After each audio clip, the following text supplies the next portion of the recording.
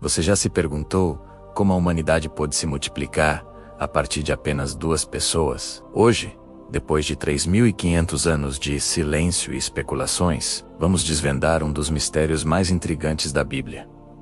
Quem foi realmente a esposa de Caim, o primeiro homicida da história? Por mais de 3 milênios, esta pergunta tem atormentado teólogos, filósofos e estudiosos das Escrituras. Como é possível que Caim, filho de Adão e Eva, tenha encontrado uma esposa após ser banido por assassinar seu irmão Abel? De onde ela veio? Quem eram seus pais? E por que a Bíblia parece deliberadamente omitir detalhes sobre sua identidade? A resposta a essa pergunta não apenas resolve um enigma bíblico, mas também revela verdades profundas sobre a natureza humana, a origem de nossa espécie e os mistérios que cercam os primeiros capítulos da história da humanidade. Prepare-se para uma jornada que desafiará tudo o que você pensava saber sobre Gênesis. Quando lemos Gênesis capítulo 4, versículo 17, encontramos uma declaração aparentemente simples, mas que esconde uma complexidade impressionante. Conheceu Caim a sua mulher, e ela concebeu e teve a Enoque. Essa frase, traduzida em poucas palavras, contém um dos maiores quebra-cabecas teológicos de todos os tempos. Quem era essa mulher? Como ela apareceu na narrativa sem qualquer introdução prévia? A tradição judaica antiga, particularmente os textos talmúdicos e os escritos dos primeiros rabinos, oferece uma resposta que foi cuidadosamente preservada através dos séculos. Segundo esses textos, Adão e Eva não tiveram apenas 3 filhos mencionados explicitamente na Bíblia. O livro de Gênesis, no capítulo 5, versículo 4, fornece uma pista crucial. Foram os dias de Adão, depois que gerou há 700 ou 800 anos, e teve filhos e filhas. Esta passagem sugere que Adão viveu por mais 800 anos após o nascimento de Sete, durante os quais teve muitos outros descendentes. Os estudiosos modernos da Bíblia, incluindo teólogos renomados como John Seilemer e Kenneth Matthews, argumentam que a narrativa de Gênesis não pretende ser uma cronologia exaustiva, mas sim uma apresentação seletiva dos eventos mais significativos para o desenvolvimento da história da redenção. Isso significa que muitos detalhes foram omitidos, incluindo informações sobre outros filhos e filhas de Adão e Eva, que nasceram antes do incidente entre Caim e Abel. A filosofia por trás dessa interpretação é fascinante. Santo Agostinho, em suas Confissões e na Cidade de Deus, argumentava que os primeiros capítulos de Gênesis devem ser compreendidos não apenas como história literal, mas como revelação teológica sobre a natureza humana e nossa relação com Deus. Nessa perspectiva, a identidade específica da esposa de Caim é menos importante do que o que sua existência representa.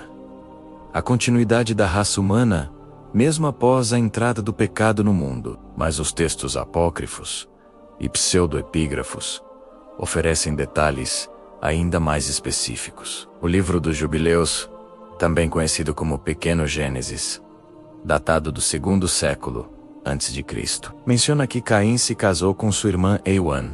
Este texto, embora não considerado canônico pela maioria das denominações cristãs, era altamente respeitado pelas comunidades judaicas antigas e fornece insights valiosos sobre como os primeiros intérpretes das Escrituras compreendiam esses eventos. A questão do casamento consanguíneo, nos primeiros tempos da humanidade, tem sido abordada por teólogos ao longo da história, de maneira surpreendentemente sofisticada. São Tomás de Aquino, em sua Summa Theologica, argumentava que nos primeiros tempos da humanidade, quando a pureza genética era perfeita, e não havia ainda as mutações e degenerações que viemos a conhecer, tais uniões não apenas eram permissíveis, mas necessárias para a propagação da espécie humana. Esta perspectiva é ecoada por muitos teólogos contemporâneos que trabalham na interface entre ciência e fé. Do ponto de vista da genética moderna, essa explicação ganha ainda mais credibilidade. Cientistas como o geneticista cristão Francis Collins,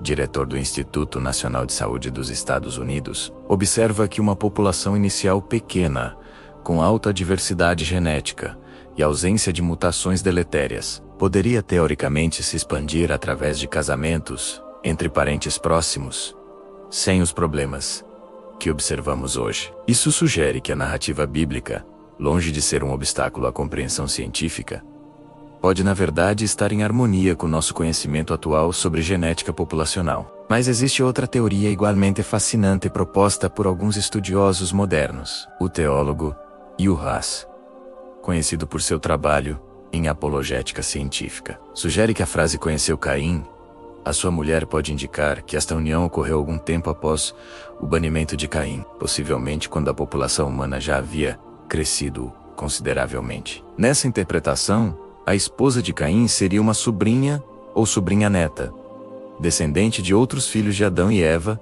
que nasceram após a tragédia de Abel. O aspecto mais intrigante dessa discussão, porém, vai além da mera identificação genética. A questão da esposa de Caim nos força a confrontar verdades profundas sobre a natureza humana e a misericórdia divina. Caim era um assassino, o primeiro homicida da história. Ele havia cometido o pecado mais grave imaginável contra seu próprio irmão. E ainda assim, Deus não apenas poupou sua vida, mas permitiu que ele estabelecesse uma linhagem, construísse uma cidade e contribuísse para o desenvolvimento da civilização humana. Esta realidade aponta para uma verdade teológica profunda, mesmo nos momentos mais sombrios da história humana. Mesmo quando o pecado parece triunfar completamente, Deus continua trabalhando através de pessoas imperfeitas para cumprir seus propósitos. A descendência de Caim, mencionada em Gênesis capítulo 4, incluiu inventores, músicos e artesãos que contribuíram significativamente para o avanço da humanidade. Jabal tornou-se o primeiro pastor nômade. Jubal inventou instrumentos musicais e Tubal-Caí desenvolveu ferramentas de bronze e ferro. O filósofo cristão S. Ren Kierkegaard, em suas reflexões sobre Gênesis, observou que a história de Caim e sua descendência ilustra o paradoxo da condição humana. Somos capazes tanto do maior mal quanto do maior bem, frequentemente dentro da mesma linhagem familiar. A esposa de Caim, seja ela quem for, representa a continuidade da esperança humana, mesmo após a queda moral mais devastadora. Estudiosos contemporâneos como Walter Brueggemann e Klaus Westermann têm enfatizado que a narrativa de Gênesis está menos preocupada com detalhes históricos específicos do que com verdades teológicas universais. A identidade da esposa de Caim pode permanecer um mistério, mas sua existência na narrativa serve a um propósito maior: demonstrar que Deus não abandona a humanidade, mesmo quando ela o abandona. A arqueologia bíblica também oferece perspectivas interessantes sobre esta questão. Descobertas em sítios do Antigo Oriente Próximo sugerem que as sociedades mais antigas eram caracterizadas por estruturas familiares extensas, onde casamentos entre parentes próximos eram não apenas aceitáveis, mas essenciais para a preservação de propriedades e tradições familiares. Textos cuneiformes de Nuzi e Mari, datados do segundo milênio a.C., documentam práticas matrimoniais que ecoam os padrões descritos nos primeiros capítulos de Gênesis. Mas talvez o aspecto mais emocionante desta discussão seja o que ela revela sobre a natureza da revelação bíblica. A Bíblia não é um manual de genealogia exaustivo ou um tratado de genética populacional. É, antes de tudo, a história do relacionamento de Deus com a humanidade. Os detalhes que ela escolhe incluir ou omitir são cuidadosamente selecionados para comunicar verdades